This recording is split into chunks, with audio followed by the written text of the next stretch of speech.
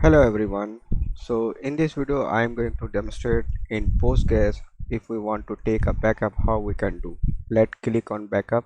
So if you found this type of error utility file not found, which means that we need to go and set this thing first.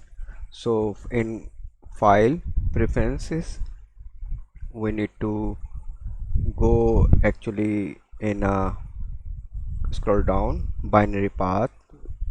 Under path we have a binary path, and what version we are using Postgres 15. So under we need to select server 15, and here we need to provide our bin folder name, and same with Postgres 15 we need to provide where we have the installation of the file.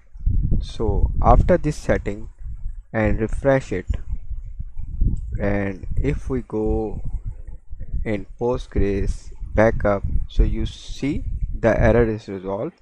Now what we need to provide a file name, the backup file name, and with along with path.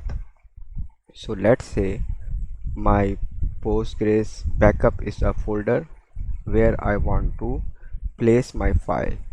So my file name would be, could be any file name, but for the sake of demonstration I'm going to use first backup file. And format, we have different format: custom, tar, plain, directive, but for the sake of demonstration I'm going to use custom. We have different encoding, but leave it as blank and click backup. So backup is started, and if we go in our backup folder, we found that first backup dot file is now available with the data. So I hope you like this video. Thank you very much for watching this video.